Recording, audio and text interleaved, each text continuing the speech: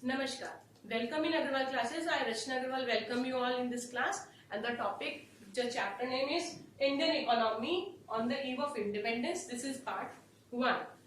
ठीक है, तो हम इंडियन इकोनॉमी की जो इंडिपेंडेंस से बिफोर का जो था उसके डेवलपमेंट किया, उस वक्त क्या सिचुएशन थी. ईव मीन्स इवनिंग, इंडिपेंडेंस से थोड़ा टाइम पहले या उसके पहले before on the eve of independence India का इकोनॉमी कैसा था, उसके बारे में मैं आज आप लोगों से बातचीत करूंगी ताकि हम हमारे फ्यूचर प्रोस्पेक्ट्स को आगे देख सकें. तो सबसे पहले हम लोगों को देखना होगा कि इंडिया की इंडिपेंडेंस जो 1947 को हुई थी उसके बिफोर इंडिया का क्या डेवलपमेंट स्ट्रेटेजी थी, क्या था. आप लोग भी जानते हैं कि इंडिया जो थी हिस्ट्री के अंदर आप देख सकते हैं कि before colonial British rule India जो था वो सोने की चिड़िया कहलाता था. बट जब से ब्रिटिशर्स आ गए उनका जो रूल था वो 200 ईयर्स तक था, ऑलमोस्ट 2 सेंचुरीज तक वो इंडिया में रहे. और उसके वजह से जो इंडिया की जो रूट्स थी, वो जो इकोनॉमिक डेवलपमेंट था वो बहुत ज्यादा प्रभावित हुआ, बहुत ज्यादा इफेक्टेड हुआ, है ना. तो इसके बारे में अभी हम लोग पढ़ेंगे कि कॉलोनियल रूल जो था उन्होंने एस्टैब्लिश किया.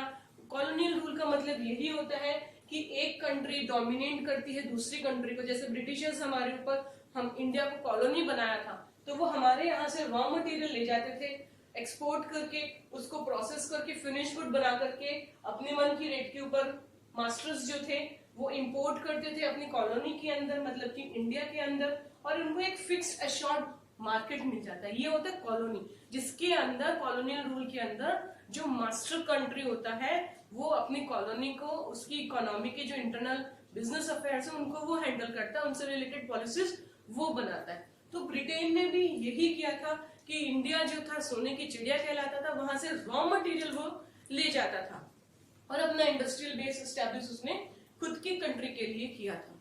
और एक्सप्लॉइटेशन क्या था इंडियन इकोनॉमी का, बहुत हद तक, बहुत लेवल तक. और आपको भी पता है कि आज तक उस चीज को हम लोग मानते हैं कि इंडियन इकोनॉमी को उन्होंने बहुत ज्यादा सफर किया था. जैसे कि आपको पता होगा कि मैं आपको बताना चाहूंगी कि इंडिया के अंदर जो बंगाल है वहां पे मसलिन का क्लोथ होता है, आपकी बुक में भी दिया हुआ है, आप उसको देखिएगा कि कॉटन का से कपड़ा होता है, कॉटन टेक्सटाइल होता है जो बंगाल में स्पेसिफिकली बनता है. मसलिन का जो कपड़ा होता है जो मतलब अराउंड ढाका, जो हमारे बांग्लादेश जो है उसके आसपास जो बनता था, बहुत फेमस था इंडिया का मसलिन जो कपड़ा था, बहुत अच्छा फैब्रिक बनता था और उसको मलमल का कपड़ा भी कहा जाता है, जो फाइनेस्ट क्वालिटी होती है उसकी. तो जो फॉरेन ट्रेवलर्स आते थे वो उसको मलमल शाही या मलमल खास कहते थे, उसको पहनते थे. रॉयल का एक सिंबल होता था. इंडिया में इतना अच्छा प्रोडक्शन हर चीज का हुआ करता था, तो उन लोगों ने उस चीज को एक्सप्लॉइट किया, अपनी कॉलोनी यहाँ पे सेटअप की. और क्योंकि आपको पता है इंडिया एक एग्रीकल्चरल लाइवलीहुड बेस्ड कंट्री था, 85% जो थे वो एग्रीकल्चर के ऊपर डिपेंडेंट हुआ करते थे, इंडस्ट्रीज. और बहुत ज्यादा जो इंडिया थी वेल नोन था अपना हैंडीक्राफ्ट मटेरियल के लिए. हैंडीक्राफ्ट इंडस्ट्रीज जो थी, चाहे वो कॉटन में हो, चाहे वो सिल्क में हो, चाहे मेटल्स में हो, चाहे स्टोन वर्क में हो, हर काम के लिए इंडिया का हैंडीक्राफ्ट बहुत वेल नोन था all over the world before the arrival of Britishers. World wide जो था प्रोडक्ट हमारा जाता था इंडिया का, बहुत अच्छी रेपुटेशन थी इंडिया की, सोने की चिड़िया कहलाता था, बहुत फाइन क्वालिटी का मटेरियल हमारे यहाँ और हाई स्टैंडर्ड का जो प्रोडक्ट बनता था इंडिया के द्वारा और एक्सपोर्ट होता था. तो इंडिया की जो कंडीशन थी बिफोर ब्रिटिशर्स बहुत अच्छी थी. तो जो इकोनॉमिक पॉलिसीज थी जो गवर्नमेंट, कॉलोनियल गवर्नमेंट ने कंसर्न की, उसके अंदर सिर्फ एक ही रूल होता था, protection and promotion of the economic interest of their home country. Britishers का यही मकसद होता था कि कैसे भी अपनी कंट्री ब्रिटेन की जो इकोनॉमिक इंटरेस्ट की, वेलफेयर की बात है, उसके प्रमोशन की बात है, वो की जानी चाहिए. इंडियन इकोनॉमिक डेवलपमेंट से उनको कोई मतलब नहीं हुआ करता था. इतना आपको समझ में आया. तो वो जो पॉलिसीज बनाते थे, डिवाइड एंड रूल करते थे. और जो फंडामेंटल चेंज इंडियन इकोनॉमी में उन्होंने क्या किया, फंडामेंटल चेंज आप लोग पहले भी जानते हैं, पढ़ चुके हैं कि उन्होंने इंडिया को अपना एक रॉ सप्लायर के लिए कंफर्म किया कि यहाँ से रॉ मटेरियल जाएगा और फिनिश प्रोडक्ट जो इंडस्ट्रियल प्रोडक्ट ब्रिटेन में बनेगा इंडिया में आकर के बिकेगा. तो कॉलोनियल गवर्नमेंट जो थी, ब्रिटेन जो था, कभी नहीं चाहता था कि इंडिया का जो है डेवलपमेंट हो, उसकी नेशनल इनकम जो है वो इंक्रीज हो. Is that clear to you? तो इसके बारे में कोई विशेष आपको नहीं है कि बहुत अच्छी कंडीशन नहीं थी इंडिपेंडेंस के टाइम पे इंडिया की। अब कॉलोनियल रूल के तहत बिफोर द इंडिपेंडेंस इंडिया को जो डेवलपमेंट था उसके बारे में हम बात करते हैं। तो ये कॉलोनियल के बारे में मैंने बताया। एक ये बात आती है कि इंडिया की जो इकोनॉमी थी वो स्टैग्नेंट थी। स्टैग्नेंट का मतलब होता है रुक जाना, स्टेबल हो जाना। Stagnant economy is one which either does not grow or grows at very low rate। ना के बराबर ग्रोथ रेट होती है। Indian economy had remained largely stagnant, एकदम स्टे पॉज हो गई थी जो ग्रोथ थी, उसको हम स्टैग्नेंट इकोनॉमी कह सकते हैं। तो आज के इस फर्स्ट एपिसोड के अंदर जो on the eve of independence के जो 3 मेन पिलर्स हैं, एग्रीकल्चर, इंडस्ट्री, उनके बारे में हम बात करेंगे। तो विशेषकर और फॉरेन ट्रेड। तो सबसे पहले आज हम बात करेंगे एग्रीकल्चर के बारे में। तो एग्रीकल्चर सेक्टर को बहुत ज्यादा प्रभावित किया ब्रिटिश ने। इंडस्ट्रियल सेक्टर और फॉरेन ट्रेड, ये जो 3 मेन पिलर्स थे, इनके बारे में हम बात करेंगे। बेसिकली इस वीडियो के अंदर हम लोग एग्रीकल्चर सेक्टर के बारे में मैं आपको बता पाऊंगी, अदरवाइज जो हमारा वीडियो होगा वो काफी लॉन्ग हो जाएगा, वो आपको नेक्स्ट एपिसोड में इसके आगे के मैं कंटिन्यू करूंगी। एग्रीकल्चर सेक्टर के बारे में मैं आपको बताती हूँ कि Indian economy under the British colonial rule जो थी वो फंडामेंटली जो बहुत परेशान थी, क्योंकि हमारी जो कंट्री में लोग रहने वाले थे वो मोस्टली 85% जो लोग थे ना, वो इंडियन जो थे एग्रीकल्चर पे डिपेंडेंट थे, डायरेक्टली या इनडायरेक्टली एग्रीकल्चरल आउटपुट पे ही डिपेंडेंट थे। तो जो लार्ज सेगमेंट ऑफ पॉपुलेशन था वो एग्रीकल्चर से ही रिलेटेड था, और एग्रीकल्चर हमारी इकोनॉमी जो थी वो स्टेगनेंट हो गई थी, स्टे हो गई थी, ग्रोथ ही नहीं हो रही थी। तो कैसे इंडियन इकोनॉमी ग्रो करेगी? तो एग्रीकल्चर का जो प्रोडक्शन और प्रोडक्टिविटी थी वो बहुत कम हो गया था।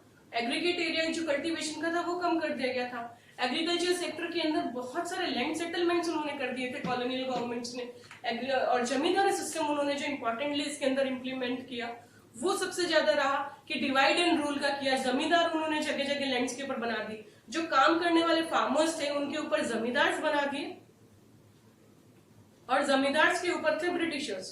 तो जमींदारों को उन्होंने फिक्स कर दिया कि आपको कल्टीवेटर्स या फार्मर्स से जो है एक फिक्स्ड अमाउंट आपको लेनी ही है।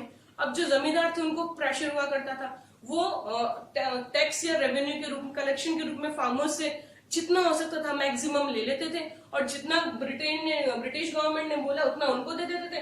बाकी खुद के सेल्फ लग्जरियस लाइफ के ऊपर वो लोग एक्सपेंडिचर कर देते थे। वो भी अगर कुछ अमाउंट बचता था तो इंडियन इकोनॉमिक डेवलपमेंट के लिए कुछ नहीं करते थे, ना ही इकोनॉमिक कंडीशन ऑफ कल्टीवेटर्स को इंप्रूव करने के लिए वो लोग कुछ करते थे। तो हम ये कह सकते हैं कि जो इकोनॉमिक कंडीशन ऑफ कल्टीवेटर्स थी वो मिजरी के स्टेट पे थी। सोशल टेंशन जो था वो सबसे ज्यादा फार्मर्स को ही था या कल्टीवेटर्स को था।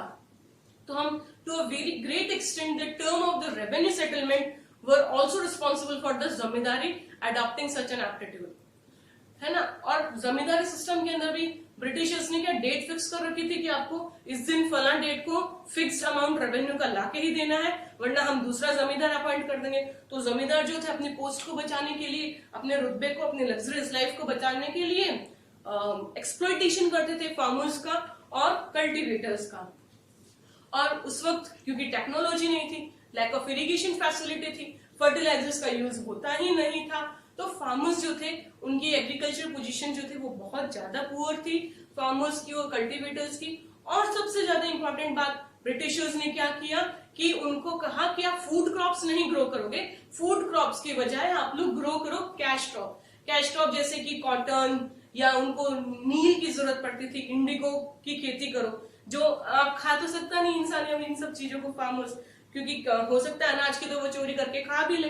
अब कैश क्रॉप्स को वो खा तो सकता नहीं, गरीब इंसान की, किसान की हालत और खराब हो गई कमर्शियलाइजेशन ऑफ एग्रीकल्चर की वजह से, ताकि सारा बेनिफिट, सारा रेवेन्यू जो था वो ब्रिटिशर्स के खाते में जा सके। तो उससे भी फार्मर्स को कोई तरीके की इंप्रूवमेंट नहीं हुई कमर्शियलाइजेशन की वजह से, क्योंकि वो लोग फूड क्रॉप्स तो ग्रो कर नहीं रहे थे।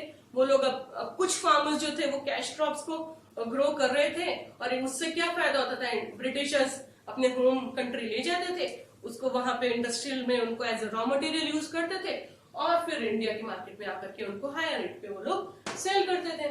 तो इंडियन एग्रीकल्चर को कोई इंसेंटिव नहीं था, इंडियन एग्रीकल्चर को कोई फायदा नहीं था। जो लार्ज सेक्शन ऑफ टेनेंट्स था, जो स्मॉल फार्मर्स थे, जो शेयर जिनके पास में लैंड्स का हुआ करता था, उनके पास कोई रिसोर्स नहीं था, कोई तरीके का बेनिफिट नहीं था, फ्लड कंट्रोल या इरिगेशन फैसिलिटी या सॉइल से रिलेटेड या ड्रेनेज या फर्टिलाइजर या इरिगेशन फैसिलिटी कुछ भी नहीं था। तो जो एग्रीकल्चर था, क्योंकि डिवाइड एंड रूल था, जमींदारी सिस्टम था, तो इंडिया की जो एग्रीकल्चर थी वो बहुत बुरी तरीके से क्षतिग्रस्त थी, हम कह सकते हैं इफेक्टेड थी। आपको मैं एक इंसिडेंट बताती हूँ। एक फ्रेंच ट्रैवलर उस वक्त आए थे इंडिया के अंदर, जब ब्रिटिशर्स नहीं आए थे उसके पहले वो आए थे। 17th सेंचुरी की ये बात है लगभग। बंगाल में वो आए थे और उन्होंने ये कहा था कि ये जो सिर्फ ओनली बंगाल की बात कर रहे हैं, ये इतना रिच है। देखिए इंडिया की क्या सिचुएशन थी और कहां से उन्होंने, ब्रिटिशर्स ने कहां पहुंचा दिया। उन्होंने ये कहा था कि ये जो बंगाल है, ये मैंने यहाँ पे विजिट किया और मैंने ये जाना है कि इजिप्ट नाम की जो एक कंट्री है उससे ज्यादा रिच है, उससे ज्यादा रिच है, उससे ज्यादा धनवान है। ओनली एक स्टेट की बात कर रहे हैं, अगर पूरी इंडिया की बात करें तो पता नहीं कितना धनवान है, कितना आलीशान, कितना शानदार ये देश है, जहाँ कितने ही रतन है, कितना ही सोना है और कितनी ही रेवेन्यू है और कितना ही इनकम है। इसके एक्सपोर्ट्स जो थे वो बहुत अच्छे थे। सिल्क हुआ, हैंडीक्राफ्ट आइटम हुआ, राइस, शुगर, घी, सब कुछ एक्सपोर्ट होता था। व्हीट, सब कुछ, ग्रेन्स वगैरह एक्सपोर्ट होता था। लार्ज अमाउंट ऑफ में एक्सपोर्ट होता था, चाहे वो एनिमल्स हो वो भी खूब अबंडेंट में थे। सब कुछ बहुत अच्छा था। तो हम ये कह सकते हैं कि भारत जो था वो वाकई में एक बहुत धनवान राज्य, एक कंट्री हुआ करता था। तो ये हमने एग्रीकल्चर की बात की है। आप इसको ध्यान रखेंगे कि इंडियन एग्रीकल्चर की स्टेट जो थी वो स्टेगनेंट थी, फार्मर्स को कोई फायदा नहीं था। कैश क्रॉप्स उगाने के लिए उन्होंने कह दिया था, कमर्शियलाइजेशन ऑफ क्रॉप्स कर दिया था, उससे भी जो इंडियन इकोनॉमी थी वो बहुत बुरी तरीके से प्रभावित थी। धन्यवाद।